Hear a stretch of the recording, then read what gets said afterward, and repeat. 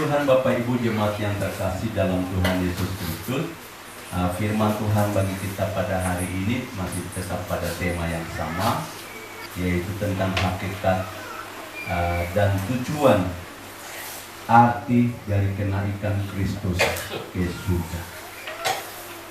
Kita masih ada dalam suasana perayaan kenaikan, dan nanti hari Minggu depan kita akan merayakan pencurahan Roh Kudus, janji bagi orang percaya.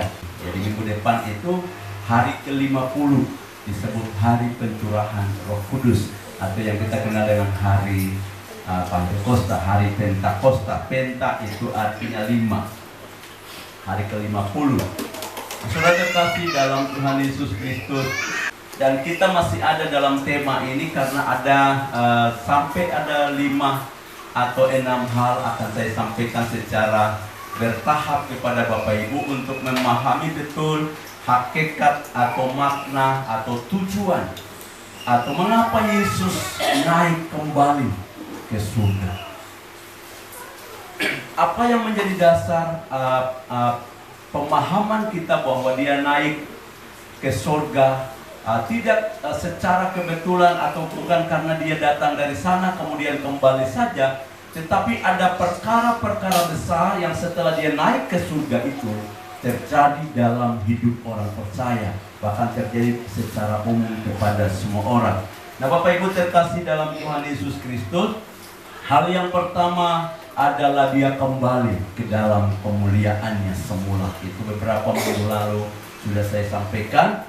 Dan tepat pada hari Kamis kemarin, itu bagian yang kedua, yaitu hakikat kenaikan Kristus ke surga. Yang kedua adalah bahwa kenaikan Yesus Kristus ke surga itu berhubungan dengan pencurahan Roh Kudus bagi orang yang percaya. Saya berharap bagian yang telah saya sampaikan itu pada khotbah yang kedua itu akan membekas dalam hati setiap kita, agar kita mengerti bahwa Yesus naik ke surga itu sebagai syarat pencurahan Roh Kudus bagi orang percaya. Dan Bapak Ibu Saudara terkasih dalam Tuhan Yesus Kristus, hari ini bagian yang ketiga, yaitu kenaikan Yesus Kristus ke surga berhubungan dengan pencurahan Roh Kudus sebagai penggerak bagi pekabaran Injil. Kisah Rasul pasal yang pertama ayat yang ke-8. Maka bertanyalah mereka yang berkumpul di situ, maukah engkau pada masa ini memulihkan kerajaan dan Israel? Jawabnya, engkau tidak perlu mengetahui masa dan waktu yang ditetapkan Bapa sendiri menurut kuasanya. Tetapi kamu akan menerima kuasa kalau Roh Kudus turun ke atas kamu, dan kamu akan menjadi saksiku di Yerusalem dan di seluruh Yudea dan Samaria dan sampai ke ujung bumi. Sesudah ia mengatakan demikian, terangkatlah ia disaksikan oleh mereka, dan awan menutupnya dari pandangan mereka. Ketika mereka sedang menatap ke langit waktu dia naik itu, tiba-tiba berdirilah 2 orang yang berpakaian putih dekat mereka dan berkata kepada mereka, hai orang-orang Galilea, mengapakah kamu berdiri melihat ke langit? Yesus ini yang terangkat ke surga meninggalkan kamu akan datang kembali dengan cara yang sama seperti kamu melihat dia naik ke surga. Nah, Bapak Ibu umat Tuhan yang terkasih dalam Tuhan Yesus Kristus, kalimat pada ayat yang ke-11, pesan atau janji dari para malaikat ini akan menjadi khotbah bagian terakhir, karena kedatangan Yesus itu harus berhubungan dengan persiapan tempat bagi orang percaya. Haleluya. Bapak Ibu, Yesus tidak akan datang kembali ke dalam dunia kalau Injil belum diberitakan sampai menjangkau seluruh suku, kaum, bangsa, dan bahasa. Itu pertama. Yang kedua, dia tidak akan datang jika tempatmu belum disediakan. Nah, itu karena itu bagian terakhir itu nanti bahwa Yesus naik ke surga itu berhubungan dengan persiapan tempat bagi orang percaya. Karena Yesus berkata, aku pergi untuk menyediakan tempat bagimu, dan apabila tempatnya sudah kusiapkan, aku akan datang kembali. Nah, sehingga kalimat ini, pesan malaikat pada ayat 11, Yesus ini yang sedang terangkat ke surga meninggalkan kamu, akan datang kembali dengan cara yang sama seperti kamu melihat dia naik ke surga. Ada banyak penafsiran, ada banyak penjelasan bahwa pernyataan ini menunjuk kepada kedatangan kali kedua nanti juga di atas Bukit Zaitun.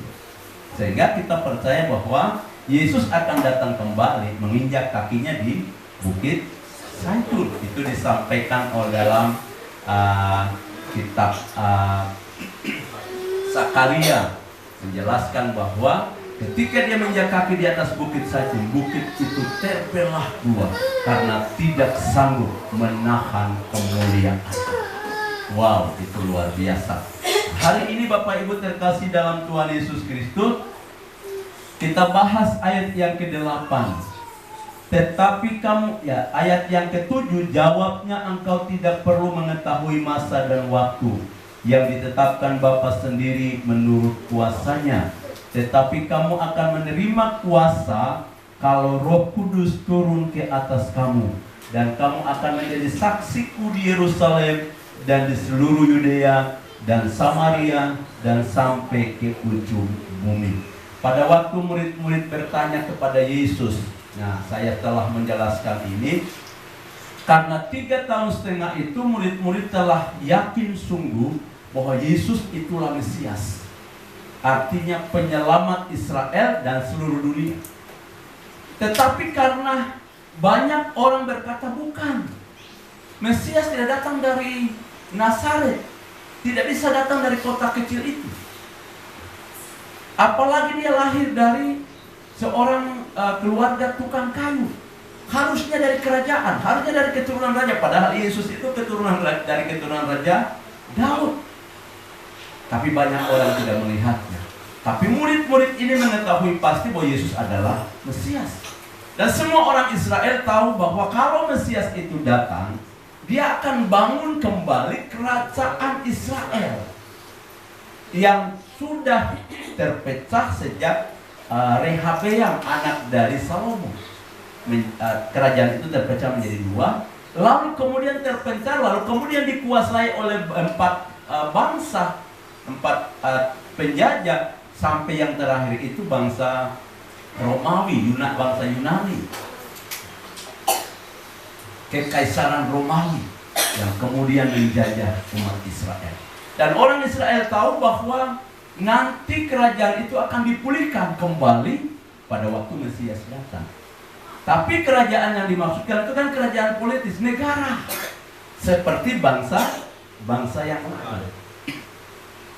Sementara konsep Allah berbeda. Kerajaan yang dimaksudkan bukan kerajaan politis, bukan negara, tapi kerajaannya itu lingkup kekuasaan Allah atas seluruh dunia, tapi pusatnya di Israel.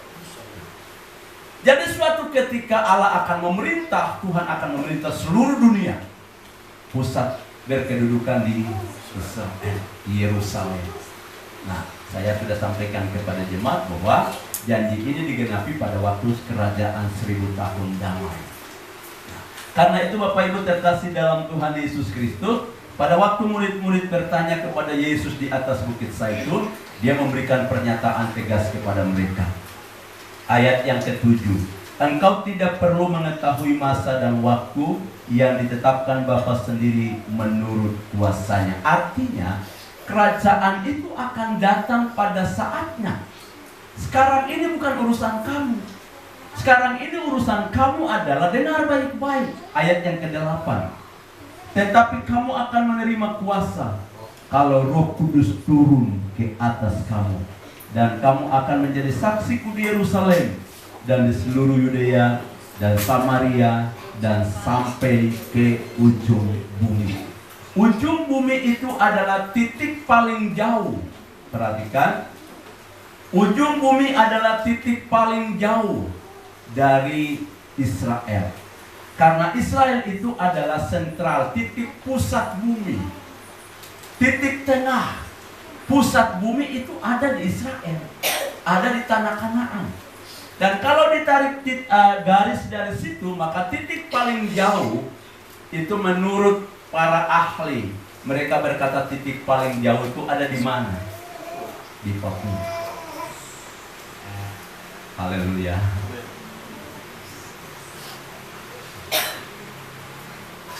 Jadi disebut ujung bumi itu maksudnya titik paling jauh kalau ditarik dari Israel, maka dia mungkin berapa ribu mil atau lebih itu terletaknya di Papua. Nah, sehingga banyak orang berpikir gini, mungkin Papua itu yang dimaksudkan oleh firman Tuhan. Ada beberapa penafsiran, ada beberapa penjelasan bahwa mungkin salah satu yang dimaksudkan adalah ujung bumi itu bicara tentang orang-orang yang belum mendengar Injil, orang-orang yang belum diselamatkan, suku-suku yang lain yang belum mengenal Allah sama sekali. Haleluya. Nah, Bapak Ibu Saudara terkasih dalam Tuhan Yesus Kristus, dan ini merupakan tujuan, salah satu tujuan atau hakikat prinsip daripada mengapa Yesus naik kembali ke surga. Sebab khotbah pada hari Kamis kemarin, dia berjanji bahwa ketika dia naik, dia akan mencurahkan seorang penolong. Dia berkata kepada murid-muridnya, adalah lebih baik bagi jika aku pulang kepada Bapa. Sebab jika aku tidak pergi, kata pergi itu dalam bahasa aslinya itu pulang kepada Bapa. Jika aku pergi, aku akan mencurahkan roh penolong kepadamu. Aku akan mengutus dia datang kepadamu. Dan kalau dia datang, ada beberapa hal yang sudah saya jelaskan. Dia akan lakukan bagi kamu, dia juga lakukan bagi orang-orang lain. Sebab oleh Roh Kudus, dunia akan diinsafkan tentang apa? Dosa, tentang kebenaran, dan tentang apa? Penghukuman.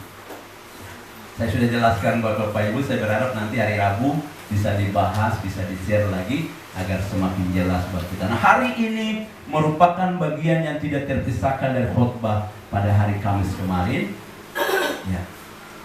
yaitu kenaikan Kristus ke surga berhubungan dengan Roh Kudus yang dicurahkan bagi orang percaya sebagai penggerak bagi perkabaran Injil. Nah, mari kita lihat sama-sama. Sekali lagi ayat 8, tetapi kamu akan menerima kuasa. Di Alkitab itu ada kata kuasa itu menunjuk pada dua pengertian. Di ayat yang lain dijelaskan begini, setiap orang yang percaya kepada Kristus diberikan kuasa menjadi anak-anak Allah. Di sini dikatakan juga kuasa. Ada dua kata yang sama tapi mengandung dua pengertian. Nah, yang satu, setiap orang yang percaya kepada Yesus Kristus diberikan kuasa untuk menjadi anak-anak Allah. Kata kuasa pada ayat itu menunjuk kepada hak. Setiap orang yang percaya kepada Yesus Kristus sebagai Tuhan dan Juru Selamat diberikan hak, diberikan kewenangan untuk menjadi anak-anak Allah. Mereka berhak memanggil Allah itu Bapa. Jadi kita ini percaya, kita mendapatkan hak itu. Itu sebabnya kita berkata kepada Allah, ya Aba, ya Bapa. Itu sebabnya kita dapat memanggil Allah Sang Pencipta langit dan bumi itu dengan panggilan Bapa. Perhatikan, di seluruh dunia ini tidak ada agama manapun yang memanggil Allah itu Bapa. Haleluya. Dan sudah dikasih Tuhan. Makanya kita dikomplain. Enak sekali orang Kristen itu. Enak sekali mereka. Masa Allah Sang Pencipta langit dan bumi dipanggil Bapa? Halo? Pernah dengar ocehan seperti itu? Pernah dengar ejekan seperti itu? Siapa sih orang Kristen itu? Orang berdosa saja kok bisa memanggil Allah Sang Pencipta langit dan bumi itu dengan sebutan Bapa? Pernahkah Bapak Ibu dengar itu? Lalu bagaimana sikap hati? Mungkin ada yang tidak percaya. Mungkin orang yang tidak percaya sungguh-sungguh dia akan berkata begini, benar juga ya.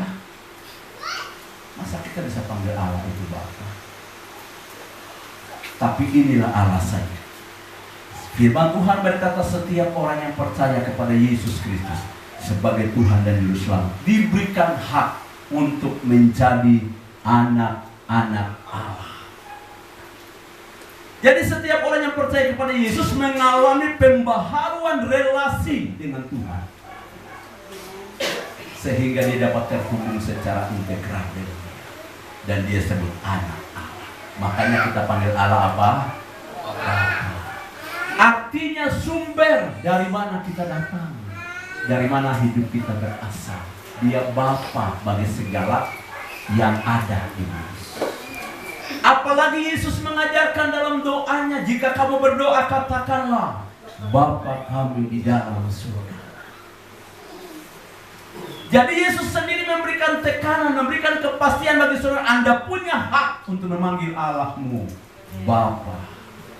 Itu sebabnya hari ini kalau kita berdoa, kita menghadap kata Bapa. Haleluya. Bapa itu bicara soal hubungan. Kalau hubungan relasimu dengan Tuhan dipulihkan, maka ketika engkau berkata Bapa, itu hati kita lega. Amin saudara. Anak-anak panggil ayah di rumah apa? Om, Pak Guru, atau apa? Bapa. Sekalipun ayah kita jahat bagaimanapun, tapi tetap dia panggil Bapa. Karena apa? Daripada dia, ada di bumi. Makanya firman Tuhan mengajarkan kita, hormatilah ayahmu dan ibu.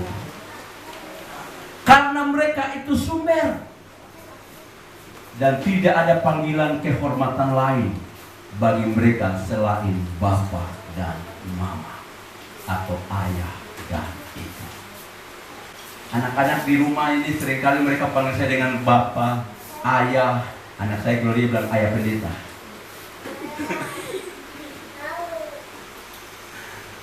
Yang lain panggil Pak Guru. Terserah saja.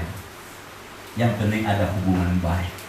Nah, jadi Bapak Ibu terkasih dalam Tuhan Yesus, saya sebelum menjelaskan bagian ini, saya ingin pastikan bahwa Anda punya hubungan baik dengan Tuhan. Jadi pada waktu engkau berkata Bapa, tidak hatimu tentram, hatimu damai. Karena Bapa itu menunjuk kepada hubungan.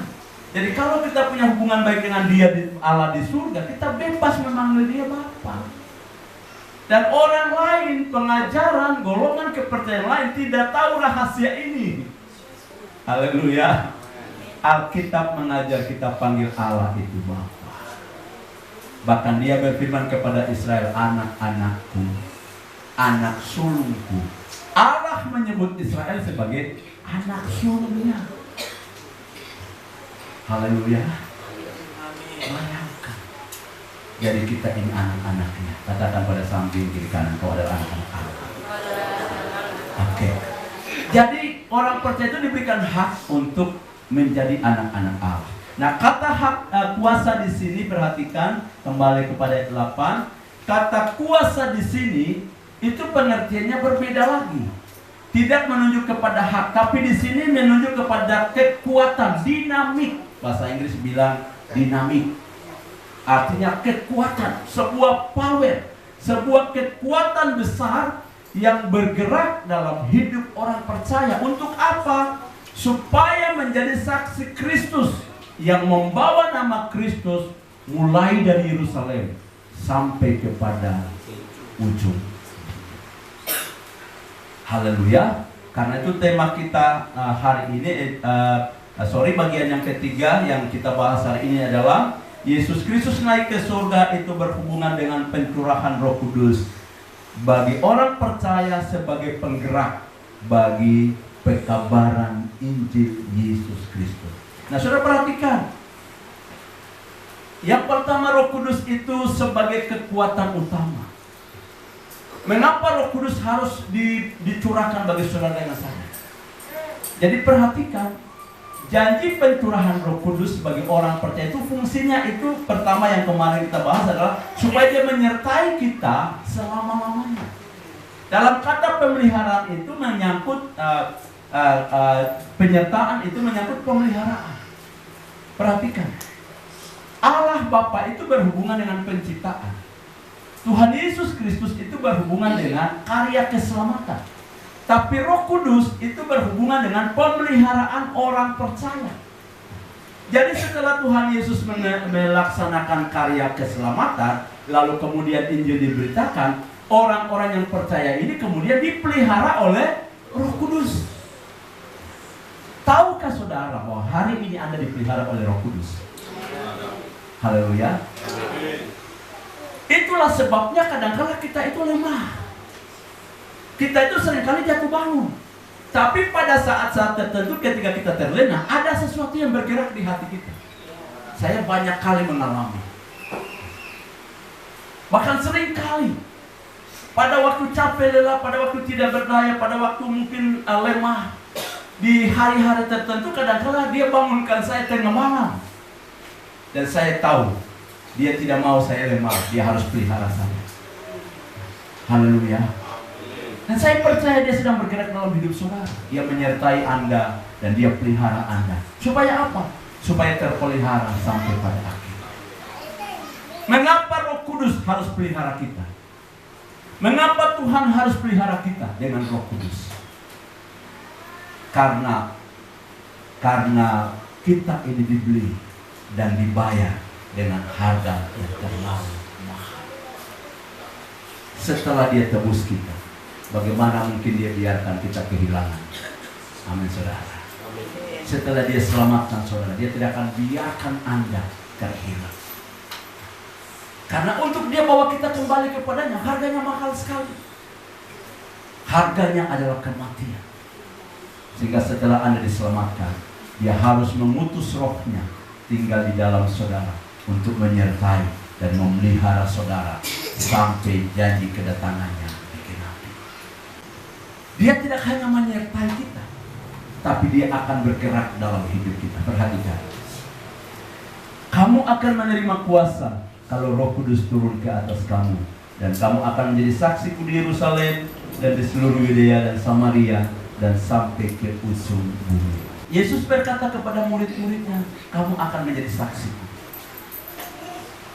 Jadi hal yang berikut setelah Roh Kudus menyertai dan memelihara kita, maka kita tidak hanya berlipat tangan,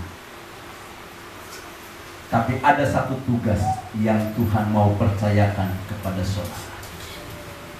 Dan tugas itu, saudara perhatikan, tugas itu tidak seorang pun dapat melakukannya dengan kekuatan pribadinya. Tugas itu tidak seorang pun dapat melakukan dengan kemampuannya. Tapi Yesus berkata, kamu akan menerima kekuatan, kamu akan menerima tenaga baru, kamu akan menerima sebuah kekuatan yang besar yang bergerak melampaui tenagamu, yaitu Roh Kudus.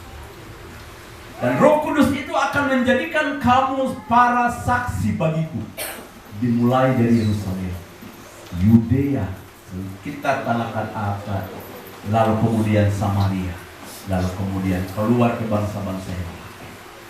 Sehingga Bapak Ibu terkasih dalam Tuhan Yesus Kristus, peristiwa pencurahan Roh Kudus sebagai kekuatan ini akan terjadi minggu depan yang kita peringati sebagai hari Pentakosta, hari pencurahan Roh Kudus. Dan saudara terkasih dalam Tuhan Yesus Kristus, dan Roh Kudus itu sebagai kekuatan utama. Jadi tanpa Roh Kudus yang bergerak dalam hidup kita, itu kita akan menjadi orang-orang Kristen biasa-biasa saja. Dan Roh Kudus itu dicurahkan untuk melengkapi setiap orang percaya supaya mereka itulah.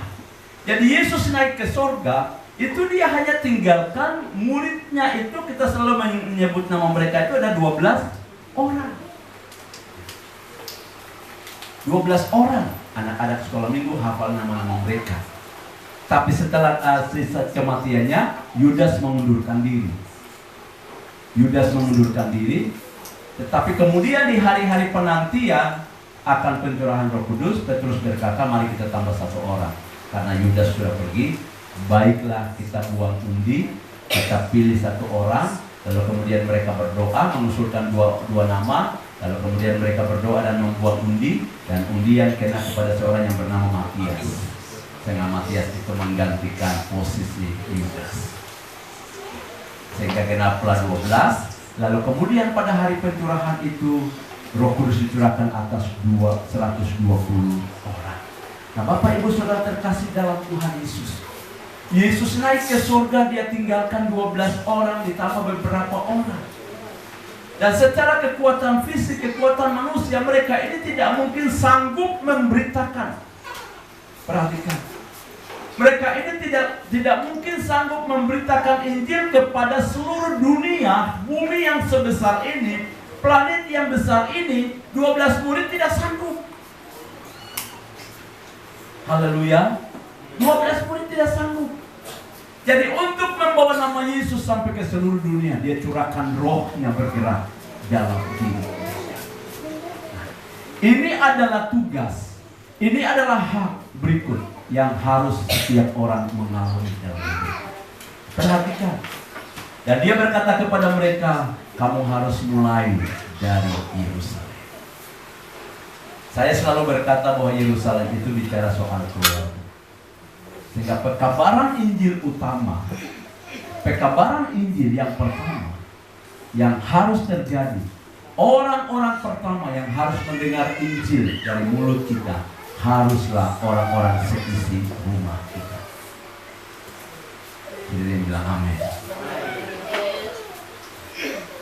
Tetapi saudara perhatikan, kita tidak mungkin memberitakan Injil. Nah saudara perhatikan, saya ketika membaca bagian ini, kemudian saya sadar, mengapa seringkali kita banyak berbicara tentang firman Tuhan kepada orang-orang seisi rumah kita, atau mungkin orang-orang di sekeliling kita, tapi orang sulit mendengar kita. Haleluya. Mengapa seringkali kita sudah berbicara kepada orang-orang terdekat dengan kita, anggota keluarga kita, tapi mengapa mereka sulit mendengar apa yang kita sampaikan? Kalau kita analisa, itu menjadi pertanyaan besar. Karena target utama yang Tuhan sebutkan dalam hal pekabaran Injil haruslah keluarga. Yesus berkata, kamu akan menjadi saksiku mulai dari Yerusalem. Tapi mengapa Yerusalem yang kita miliki sampai tahun-tahun berlalu kita sulit selesaikan bagi Kristus? Mengapa kita berbicara kepada seorang istri, dia tidak mendengar kita? Mengapa kita berbicara kepada seorang suami, dia tidak dengar kita? Mengapa kita berbicara pada anak-anak, mereka tidak dengar kita? Persoalannya ada di mana? Apakah karena kita kurang berbicara? Bukan. Tapi hari ini saya ingin menantang setiap orang, dengar baik-baik. Itu karena pemberitaan kita hanya mengandalkan kekuatan pribadi. Itu hanya karena kita ngomong berdasarkan apa yang kita ngerti. Itu hanya karena kita ngomong karena emosional kita. Dengar baik-baik. Seringkali kita itu menasihati orang bukan pada saat segala situasi baik-baik, tapi kita itu cenderung menasihati orang ketika muncul masalah. Haleluya. Nanti orang sudah kena kecelakaan dulu baru khotbahin dia. Jadinya yang terjadi adalah emosional. Dan emosional itu selalu mengandalkan logika, bukan urapan. Haleluya. Jadi kalau kita mau memenangkan Yerusalem, kita rubah cara pandang kita. Hal yang pertama kita lakukan, andalkan Roh Kudus dalam hidup saudara. Haleluya. Minta Roh Kudus. Minta kuasa Tuhan menyertai saudara. Yesus naik ke surga supaya dia memberikan Anda kuasa. Jadi syarat untuk Roh Kudus dicurahkan adalah dia harus kembali ke surga. Dia harus kembali ke kemuliaannya. Tapi dia tidak kembali ke kemuliaan untuk lipat tangan. Tapi dia punya karya selanjutnya dalam hidup saudara. Setelah dia selamatkan Anda, dia ingin Anda menjadi alat yang sempurna di tangannya. Jadi dia akan berikan Anda Roh Kudus. Haleluya. Roh Kuduslah yang membuat kita berbicara, orang bisa pasang telinga dan mendengar. Karena Roh Kudus cuma 2 jam 3.000 orang bertobat. Haleluya. Jika Anda dipenuhi Roh Kudus, engkau berbicara satu kata kepada siapa kau beri nasihat, dia akan duduk dan menangis. Dan dia berkata, mama, besok saya ke gereja. Kalau tidak, dia berkata, mama, kau jalan sudah. Tunggu dulu, nanti saya besar dulu, baru saya ambil keputusan. Nanti saya kawin dulu, baru saya ajak sama gue dan anak-anak bersembahyang. Haleluya. Hari ini minta Roh Kudus. Saya tidak hanya menyampaikan bagian ini, tapi saya punya kerinduan, oh Tuhan. Ternyata ada banyak orang berjalan di luar dimensi kuasa ini. Akhirnya dia gagal. Ada banyak orang percaya hidupnya gersang, tidak ada kuasa. Padahal Roh Kudus itu milik setiap orang percaya. Dia tidak hanya membuat Anda menari-menari di gereja, tapi dia membuat Anda berbicara tentang Injil dan seorang ditaklukkan di bawah kaki Kristus. Karena dia tinggal di dalam hidup saudara. Dialah Roh Kudus. Amin saudara. Berapa banyak orang butuh Roh Kudus? Kalau tidak ada Roh Kudus dalam hidup saudara, kau boleh berkhotbah dari terbitnya matahari kepada istri, dia tidak akan dengar. Kepada suami, dia tidak akan dengar. Bayangkan ketika kita bicara firman, dia mulai balik bilang gimana, kok kayak pendeta saja, kok bapak gembala kan? Kata-kata kita gersang, kata-kata kita hampa karena tidak ada kuasa. Tapi hari ini saya ingin memberikan kita kepastian.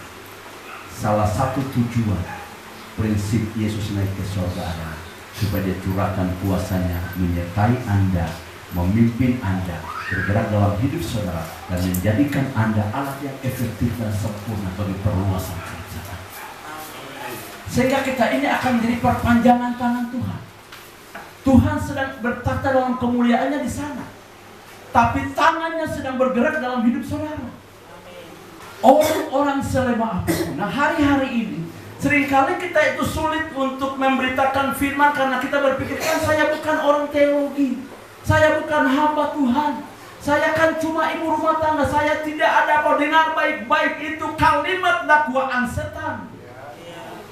Setan yang berkata kau tidak ada apa-apanya, tapi Tuhan berkata kau ada apa-apa dan kau hebat. Karena ada Roh Kudus bergerak dalam hidup saudara. Dan janji itu, Petrus berkata, kepada kamulah janji itu diberikan. Jadi bagian yang pertama ini, saya ingin semua orang harus mengerti bahwa hak kita sebagai orang percaya adalah minta supaya Roh Kudus memperlengkapi kita untuk menjadi alat yang efektif di tangan Tuhan. Karena itu Bapak Ibu Saudara yang kasih Tuhan, hari ini kita sepakat berdoa sampai Roh Kudus memenuhi Anda, dan kemudian Anda mulai selesaikan setiap rumah tangga kita untuk Tuhan. Karena Tuhan berkata mulai dari berapa banyak orang mau sepakat dengan saya, minta sampai Roh Kudus memenuhi dia, lalu kita mulai selesaikan rumah tangga kita untuk Tuhan sebelum dia datang pada kali kedua. Maukah Anda selesaikan rumah tanggamu untuk Tuhan sebelum dia datang? Anak cucu kita selesaikan. Amin saudara. Anak cucu, halo, kita selesaikan untuk Tuhan sebelum dia datang pada kali kedua. Atau jika perlu sebelum Anda mati, sebelum Anda tutup mata, anak cucu kita telah datang di bawah kaki Tuhan sebelum kita tutup mata. Bisa? Bisa kalau Roh Kudus ada dalam diri kita. Tapi tidak bisa kalau Anda mengandalkan kekuatan kita. Jadi hal yang pertama, Roh Kudus adalah kekuatan utama pekabaran Injil yang menyebabkan orang dapat percaya dan diselamatkan. Dan pekabaran Injil itu harus dimulai dalam di Yerusalem. Yerusalem berbicara tentang keluarga dan rumah tangga. Jadi hari ini Bapak Ibu yang dikasih Tuhan, siapa yang menjadi target di rumah tangga kita? Kita mesti punya target. Hidup ini harus ada targetnya. Amin saudara. Hidup yang punya tujuan itu hidup yang punya target. Halo. Termasuk keselamatan juga harus ada target. Termasuk orang untuk diselamatkan juga harus ditargetkan. Karenanya jangan kita punya prinsip ini. Itu anak-anak tidak boleh dulu dipaksa. Biarkan mereka bertumbuh besar dulu, nanti mereka ambil keputusan. Dengar, mereka mesti ada pembiasaan sejak kecil. Mereka harus dibawa kepada Tuhan. Harus dijadi target. Sebelum anak ini berusia sekian, dia sudah harus aktif di gereja.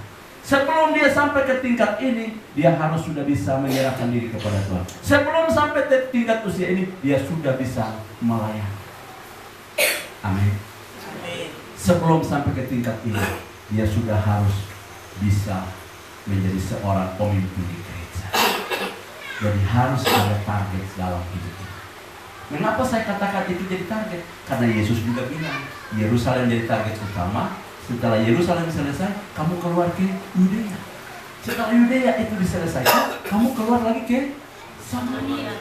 Jangan dari Yerusalem langsung kamu lompat ke ujung bumi, itu tidak bisa. Harus ada target.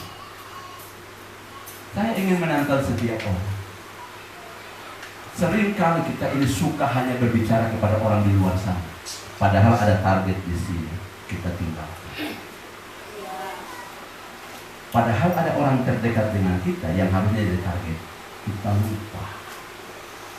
Dengar, kalau Anda tidak punya target, kau tidak akan pernah melayani dengan sasaran. Kita buang-buang waktu tanpa ada sesuatu yang nampak benar dalam hidup kita. Hidup ini harus punya target. Pelayanan harus punya target. Pengiringan kita kepada Tuhan harus punya target. Bagaimana mungkin dari masa muda sampai kita tua kita cuma jadi ini saja?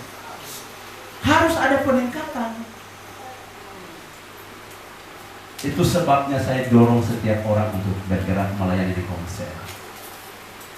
Jangan sampai tidak ada yang tidak bisa mengambil bagian dalam pelayanan dari masa muda sampai dia tua. Padahal itu kan saja dipercayakan. Seringkali karena kita tidak punya target, maka kita hidup sia-sia. Haleluya. Haleluya. Yang disebut buah dalam hidup orang percaya itu ada dua. Yang pertama pasti menuju pada buah roh, yaitu kasih, sukacita, damai sejahtera dan yang lain. Tapi yang kedua itu bicara tentang jiwa yang kita bawa kepada Tuhan. Bapak Sampoya sudah punya buah, yaitu ibu yang telah dibawa kepada Kristus. Yang lain harus bawa jiwa juga kepada Kristus. Mulai dari rumah tangga. Haleluya. Hasil dari pekabaran Injil itu akan terjadi keselamatan. Dan keselamatan itu harus nampak dalam dua sisi utama. Aspek utama yaitu pembaharuan tabiat manusia. Jadi target pelayanan kita, target pekabaran Injil yang kita lakukan dalam rumah tangga kita, itu harus sampai pada terjadi perubahan sifat, perubahan tingkah laku, perubahan tabiat, perubahan kehidupan. Haleluya. Jadi jangan puas orang hanya ada di gereja. Perhatikan, kalau Anda bersaksi kepada seseorang, jangan puas ketika dia ikut kita ke gereja. Kita berkata, kan saya sudah menantang dia. Oh bro, kau harus melihat tanda-tanda ini dalam dirinya. Itu apa? Perubahan. Kau harus melihat orang itu benar-benar berubah. Dari yang tadi suka duduk di jalan, sekarang dia berhenti. Jam begini kan jam tidur. Dari yang tadi kaki gatal, dia mulai batasi jam keluar rumah. Dari yang tadi suka-suka yang buruk-buruk, sekarang tidak lagi. Itu pertama. Yang kedua, terjadi pembaharuan relasi dengan Tuhan. Yang tadi ke gereja tidak pernah pegang Alkitab, sekarang di rumah dia mulai punya waktu untuk duduk baca. Meskipun kadang-kala dia cari Kejadian, dia cari Matius itu cari lama sekali. Tapi mulai baca sedikit.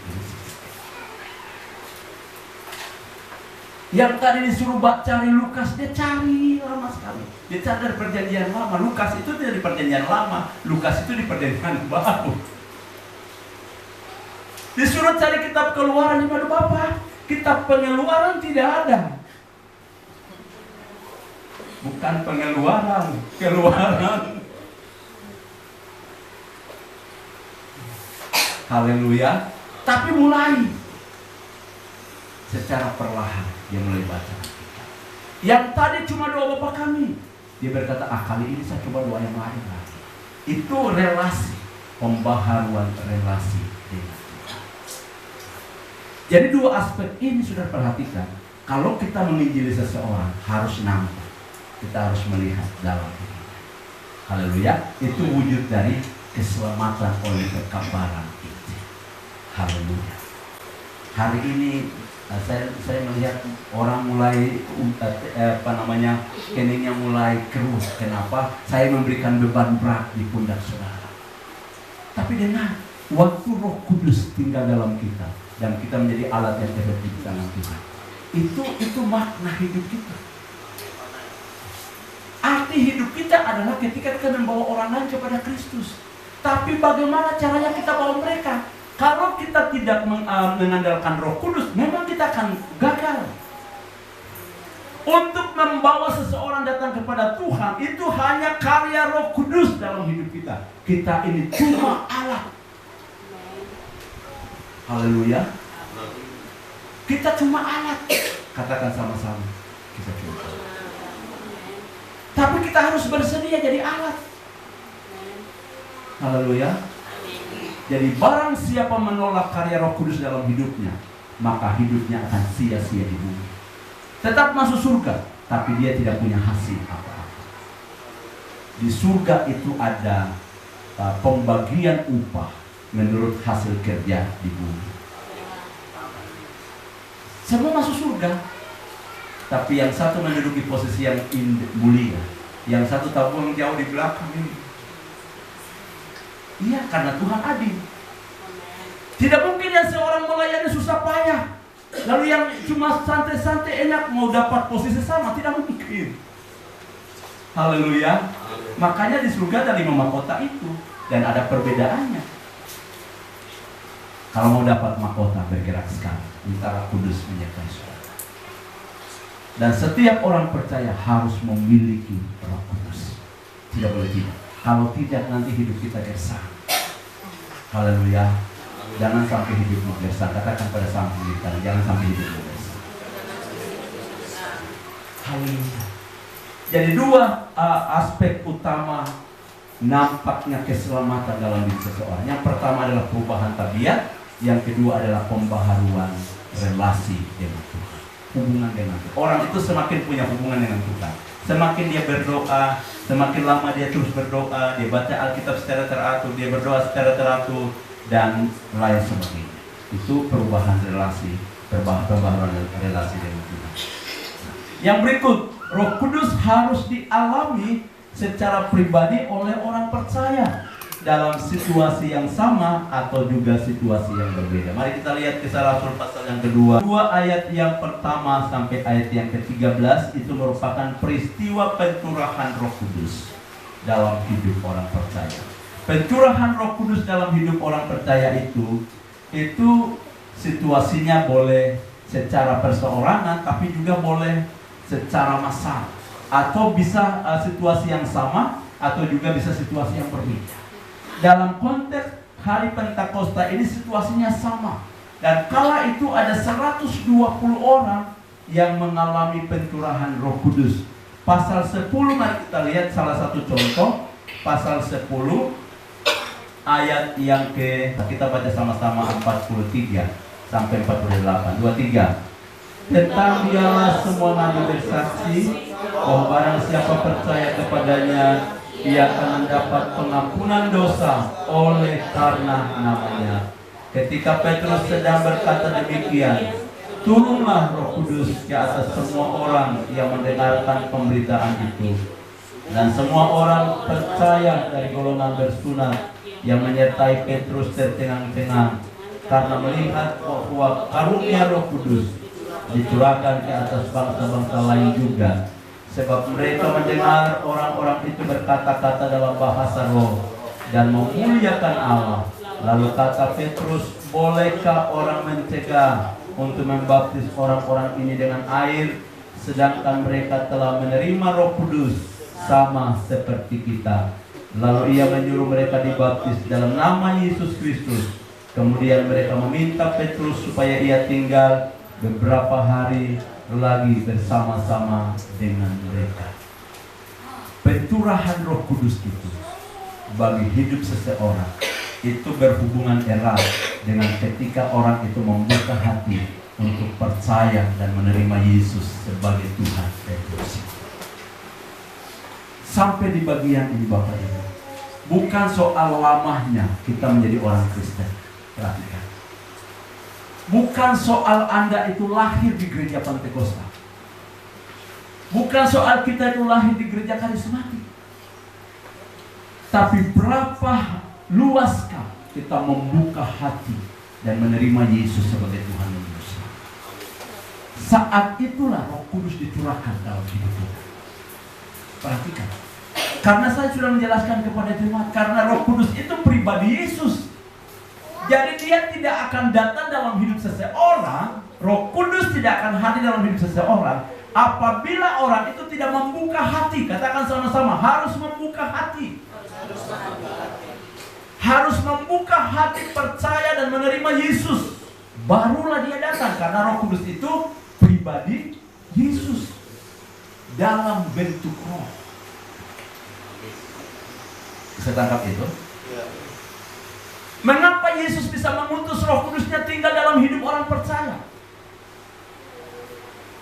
Dia berkata kepada murid-murid, adalah lebih berguna bagimu jika aku pergi. Kenapa tidak sekarang? Andai kata murid-murid bertanya kepadanya, Yesus, kenapa tidak sekarang kau berikan bagi kami Roh Kudus? Maka dia akan jawab mereka, tidak bisa, karena Roh Kudus itu pribadi saya. Dan sekarang saya dibatasi oleh tubuh jasmani. Saya masih ada di bumi, masih dibatasi oleh ruang dan waktu.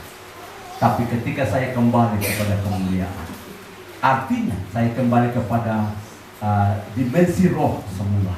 Di situ, dalam dimensi roh itu, saya tidak lagi dibatasi oleh ruang dan waktu. Pada saat itulah saya bisa hadir di mana-mana tempat, di jam yang sama, dalam diri berapa banyak sekaligus.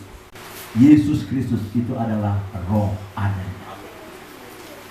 Di jam yang sama, sekarang saya berkhotbah, dia tidak hanya tinggal dalam diri saya, tapi dia juga tinggal dalam diri Anda. Dia pribadi Yesus, tapi dia dalam rupa roh. Dia ada dalam hidup saudara.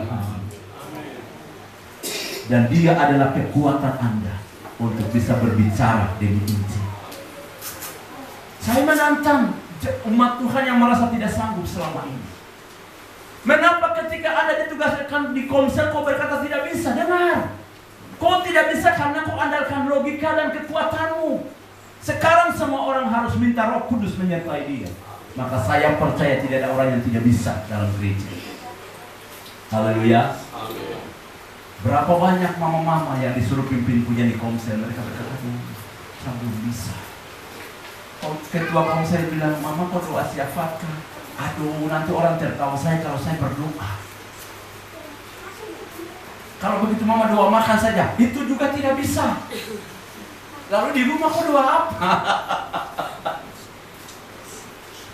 Di rumah kan saya cuma doa bapak kamu. Wah, dari muda sampai dari sekolah minggu sampai sekarang kok tua masih doa bapak kamu. Haleluya. Harus ada gairah, harus ada semangat. Kalau Anda ingin melihat kuasa Tuhan dalam hidup saya, kejar Tuhan. Perhatikan. Nah, bagian yang berikut ini syarat menerima Roh Kudus. Nah, supaya kita ngerti, untuk menerima Roh Kudus ada syaratnya. Yang pertama, harus percaya, kemudian bertobat dan memberi diri dibaptis. Kisah Rasul pasal 2 ayat 38 hingga ayat 40. Ketika mereka mendengar hal itu, hati mereka sangat terharu. Lalu mereka bertanya kepada Petrus dan rasul-rasul yang lain, Apakah yang harus kami perbuat, saudara-saudara? Ayat 38. Jawab Petrus kepada mereka, bertobatlah dan hendaklah kamu masing-masing memberi dirimu dibaptis dalam nama Yesus Kristus untuk pengampunan dosamu, maka kamu akan menerima karunia Roh Kudus. Jadi Roh Kudus itu belum bisa hadir dalam diri seseorang apabila orang itu belum membuka hati untuk menerima Yesus. Kehadiran Yesus itu, membuka hati menerima Yesus itu berhubungan dengan pengampunan dosa. Haleluya. Jadi ketika kita terima Yesus, hal pertama yang terjadi dalam hidup kita itu adalah pengampunan dosa, pemulihan gambar diri, penyucian hati kita dari dosa. Dan setelah hati kita disucikan, barulah Roh Kudus akan mendiami, memenuhi kita dan menjadikan kita anaknya. Jadi pertama, setelah kita percaya, ada pengakuan dosa, kita harus bertobat. Perhatikan, Roh Kudus tidak akan memenuhi Anda dan menjadikan engkau sebuah alat yang baik kalau engkau masih mempertahankan prinsip hidup saudara. Haleluya. Yesus berkata, berbahagia barang siapa membukakan hati, tengoklah, aku berdiri di buka pintu dan mengetuk. Jikalau seseorang membukakan hatinya, pintunya, maka aku akan masuk mendapatkan dia. Aku akan makan bersama dia dan dia. Setiap kali dia ingin hadir dalam hidup kita, tapi karena kita mengeraskan hati terhadap dia, maka dia tidak akan pernah bergerak dalam hidup saudara. Baik dari masa muda sampai kapanpun, jika engkau mempertahankan sikap hati saudara, Kristus tidak akan datang dan menguasai dalam hidup saudara. Haleluya. Yang kedua, mari kita lihat apa yang dilakukan oleh para rasul. Pasal 1 ayat yang ke-12 hingga ayat yang ke-14. Maka kembalilah rasul-rasul itu ke Yerusalem dari bukit yang disebut Bukit Zaitun, yang hanya seperjalanan sabat jauhnya dari Yerusalem.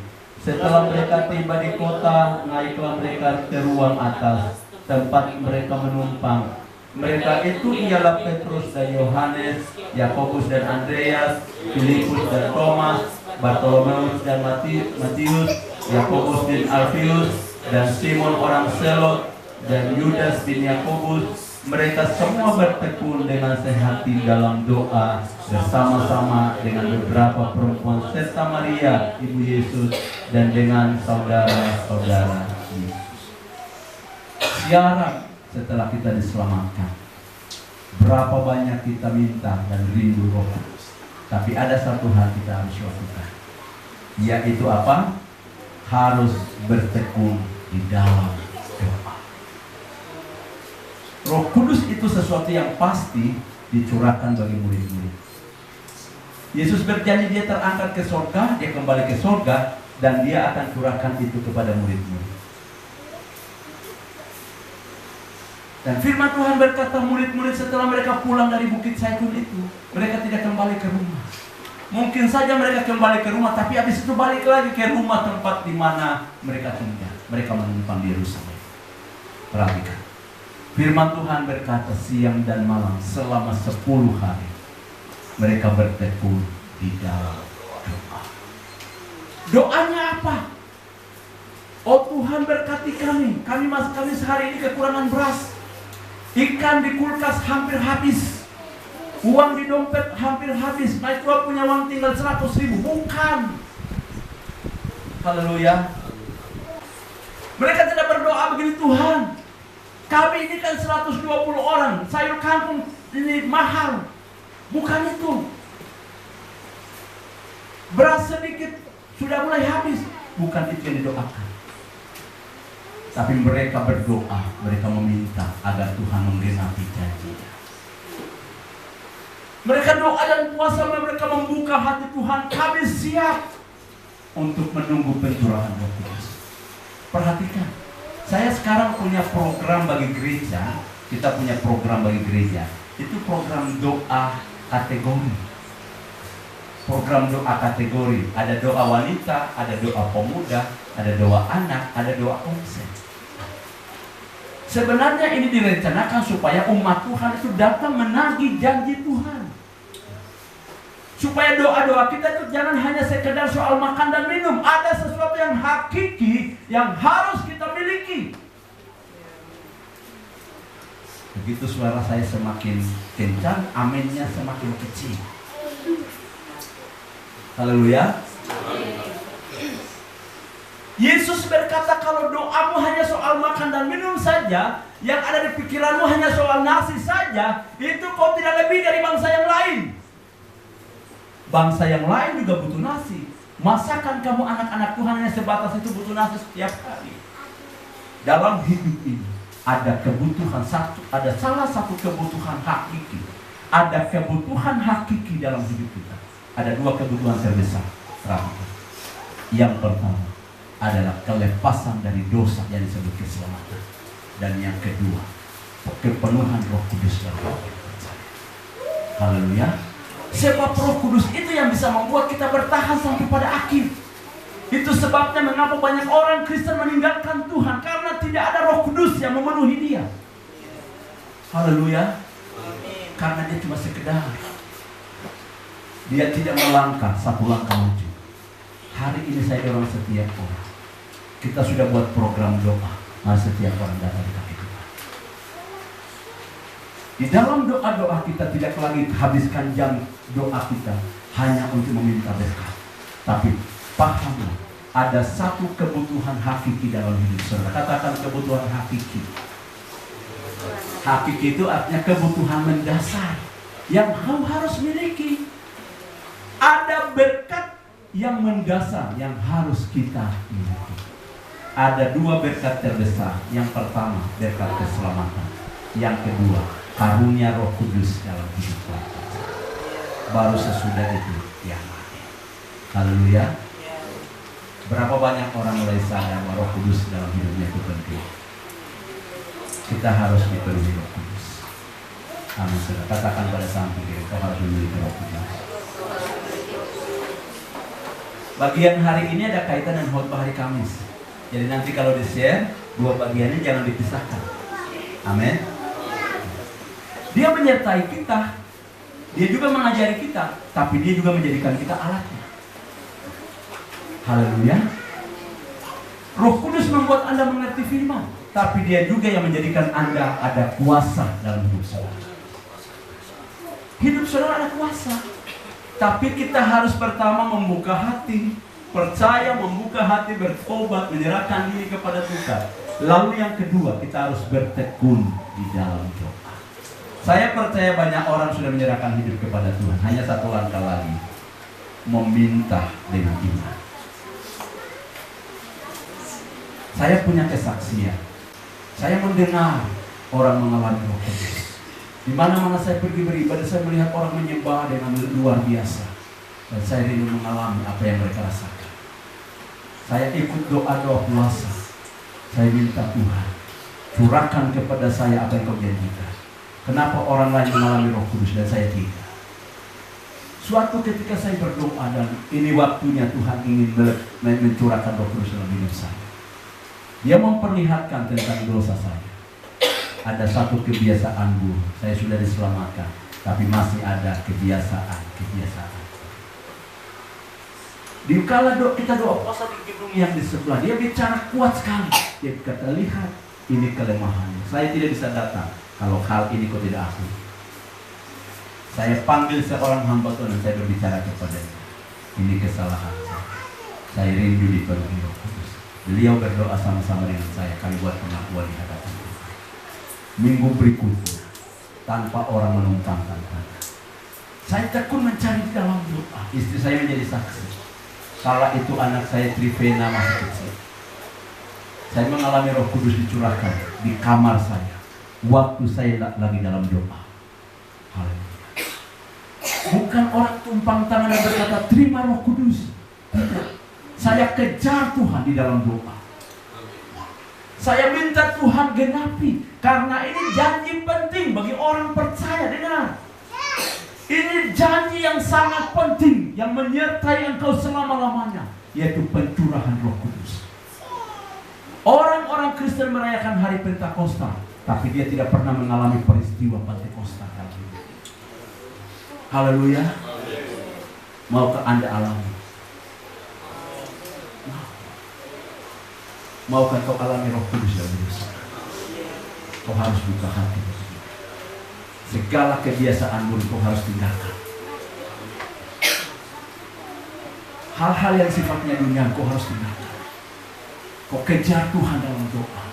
Kau minta kepadanya. Roh Kudus itu dicurahkan dalam diri seseorang itu melalui dua cara. Yang pertama lewat penumpangan tangan hamba Tuhan. Yang kedua permintaan pribadi. Yang saya alami adalah permohonan pribadi. Membuka hati, mencari Tuhan dengan tetesan air mata. Saya rindukan itu dari dalam hidup saya. Haleluya. Nanti pencurahan Roh Kudus itu muncul dalam rupa bahasa kita, bahasa roh. Tapi satu hal saya ingin katakan kepada Bapak Ibu, pencurahan Roh Kudus dalam hidup orang percaya itu hal sangat penting. Amin saudara. Roh Kudus itu membuat hidup saudara berarti, berguna. Dia akan menjadikan engkau seorang pelayan yang hebat. Dia akan menjadikan seorang ibu pendoa yang hebat. Dia akan menjadikan dia seorang ibu rumah tangga yang hebat, yang menyelamatkan suami dan anak-anaknya. Tanpa Roh Kudus kita tidak bisa buat apa-apa. Gereja ini masih ada sampai hari ini karena Roh Kudus. Kita masih dapat beribadah kepada Tuhan karena Roh Kudus. Firman Tuhan diberitakan karena Roh Kudus. Haleluya. Amin saudara. Berapa banyak ingin mengalami Roh Kudus dalam hidup? Ini ada syarat. Kau harus bertobat. Tinggalkan cara hidup. Mengapa orang lain alami, kita tidak pernah? Karena kita pikir hal itu hal biasa. Bukan. Roh Kudus itu pribadi Yesus yang harus menguasai cara hidup. Kalau dia hadir dalam hidup kita, orientasi hidup kita berubah. Seperti yang saya jelaskan kemarin, orientasi hidup kita adalah kemuliaan Kristus.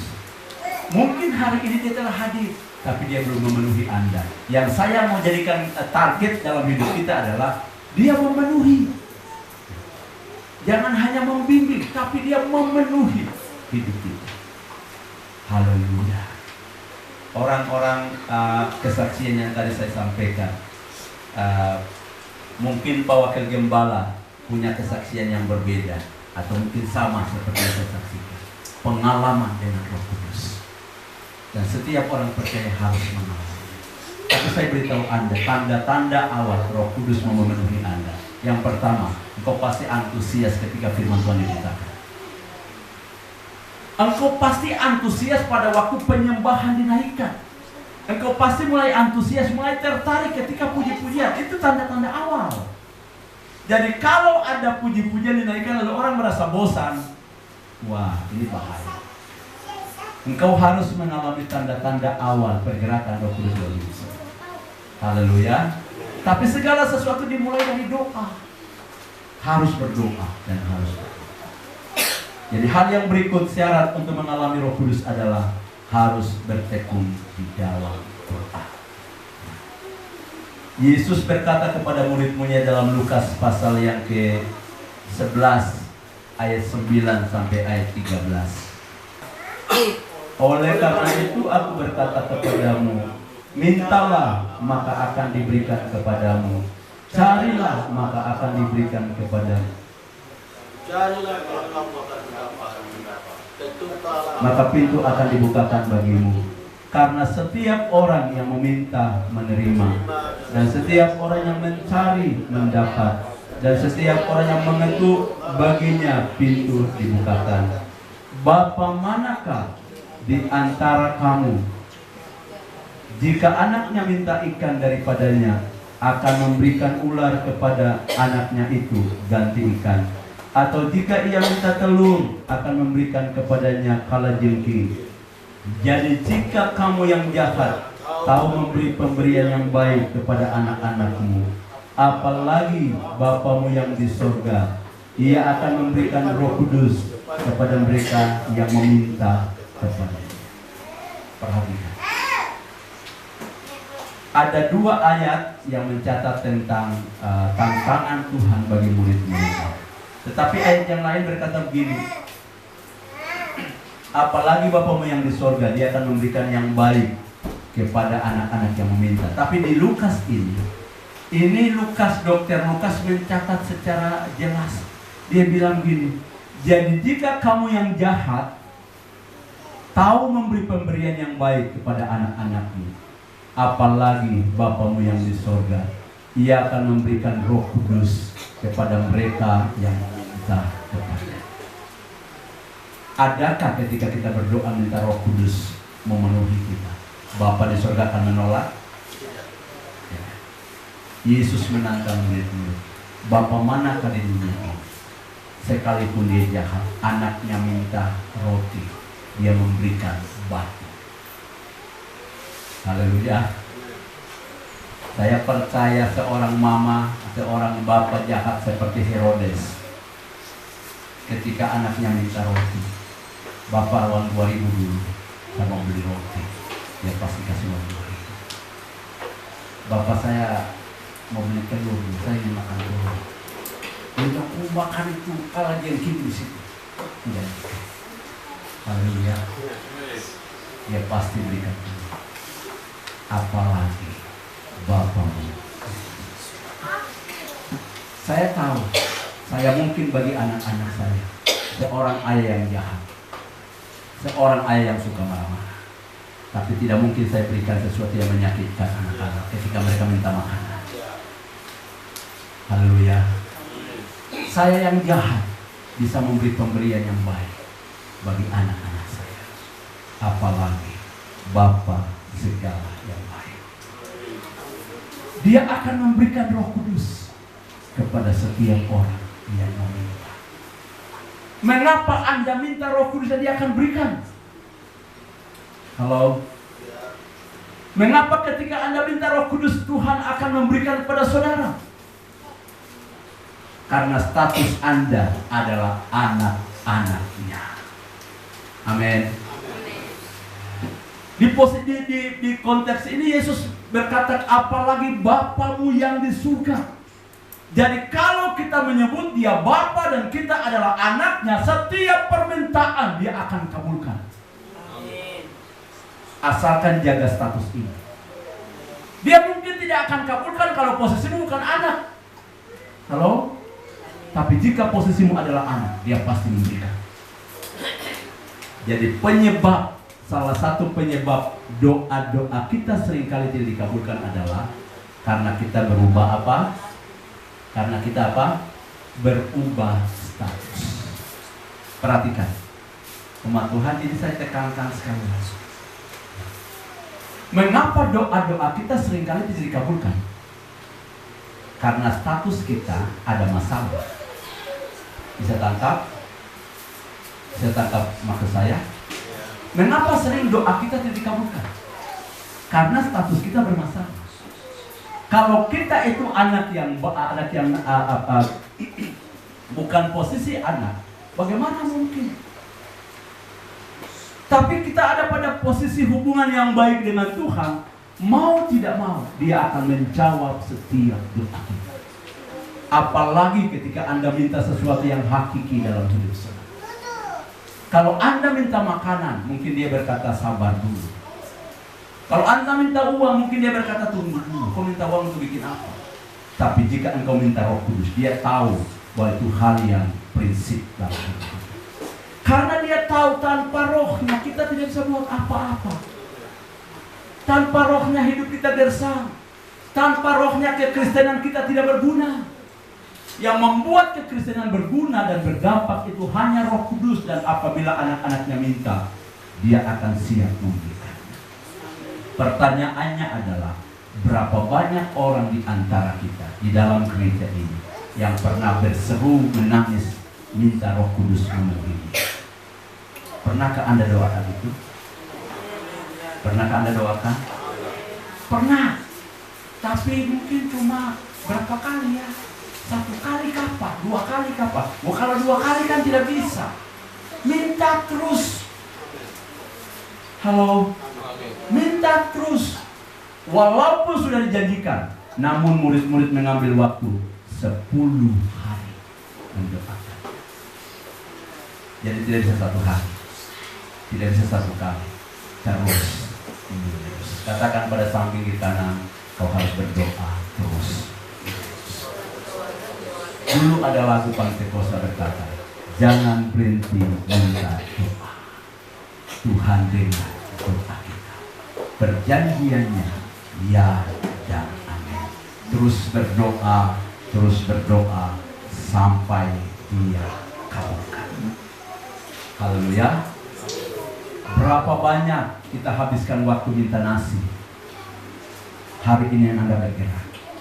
Nasi itu hanya berakhir ketika kain hitam, orang pergi cari kain hitam di toko. Ketika orang pergi ke Mebel untuk pesan peti, nasi berhenti. Tapi Roh Kudus memimpin Anda sampai ke kalah. Dia akan terbangkan saudara bersama kuasa firman-Nya, menerbangkan engkau ke angkasa berjumpa dengan Bapa di surga. Mengapa kau habiskan waktu hanya untuk hal yang bersifat fana? Sekarang dengar baik-baik, ada hal yang bersifat kekal. Habiskan waktu doamu untuk meminta Roh Kudus bagi hidup saudara. Haleluya. Karena Roh Kudus itu kebutuhan terbesar Anda selama engkau menjalani hari-hari kekristenan saudara. Bukan soal punya uang banyak. Buktinya ada banyak orang yang bukan orang percaya tapi punya uang miliaran. Tuhan tidak terlalu serius dengan perkara. Haleluya. Meskipun Dia pelihara kita dengan berkat-berkat kehidupan, tapi itu hanya sementara. Kau harus memiliki Roh Kudus. Amin. Kita sudah ngerti bagaimana saya dipenuhi Roh Kudus. Harus berdoa, harus berdoa, harus berdoa. Doa terus sampai Tuhan kabulkan. Katakan sama-sama, berdoa terus sampai Tuhan kabulkan. Berdoa terus sampai Tuhan genapi. Karena itu janjinya. Dia yang berjanji. Katakan sama-sama, Dia yang berjanji. Dengar firman Tuhan berkata, Allah kita itu Allah yang apa? Setia menepati janjinya. Tapi masalahnya adalah berapa banyak engkau pernah serius berdoa. Hari ini kita harus serius berdoa. Saya dorong semua orang hadiri jam-jam doa yang sudah kita tetapkan. Doa konser, semua datang. Tadinya saya rencana itu doa semalaman, bukan doa 1-2 jam. Doa semalaman, doa sampai kau mengalami kuasa Tuhan dalam hidup selalu. Doa puasa buat para pelayan yang datang cuma beberapa itu. Anak-anak muda yang lain tidak mau datang. Haleluya. Singers, worship leader, multimedia harus doa. Guru-guru sekolah minggu harus doa sampai kau mengalami kuasanya. Aman saudara. Haleluya. Pemimpin-pemimpin sharing, pemimpin-pemimpin pujian di konser harus berdoa sampai Anda mengalami kuasa. Ibu-ibu rumah tangga harus berdoa. Bapak-bapak rumah tangga harus berdoa sampai Anda mengalami kuasa Tuhan. Haleluya. Ya. Berapa banyak orang mulai mau rubah jam doanya sekarang sampai kau harus mengalami. Supaya jangan kau hanya berpikir Tuhan hanya berfirman. Itu hanya khotbah Bapak Gembala. Tuhan tidak pernah dengar. Allah kita itu Allah yang berjanji dan setia menepati. Haleluya. Yang terakhir, Roh Kudus itu sebagai kekuatan utama perkabaran Injil yang menghasilkan pertobatan secara pribadi maupun secara massal. Nah, kalau Roh Kudus ada dalam hidup saudara, engkau berbicara kepada seorang berdosa, dia pasti bertobat. Dia pasti menangis dan bertobat. Haleluya. Kalau Roh Kudus tidak ada dalam hidup kita, kita bicara, dia malah melawan. Malah dia berkata, mama bukan kayak Bapak Gembala saja, sok rohani. Perhatikan, Roh Kudus yang membuat ada kuasa di lidah kita, ada kuasa dalam perkataan kita. Roh Kudus adalah kebutuhan terbesar dalam hidup kekristenan Anda, hidup rohani saudara. Kalau tidak ada Roh Kudus, kau akan gersang, tidak akan berarti, tidak akan berguna, bahkan tidak akan bertahan. Ada masalah kau langsung undur karena tidak ada Roh Kudus. Kalau ada Roh Kudus datang masalah, dia sanggup menopang saudara. Bahkan dia akan menjadikan Anda saksi. Haleluya.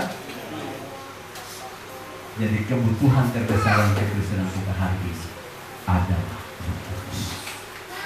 Haleluya. Tuhan memberkati kita dengan firman Tuhan.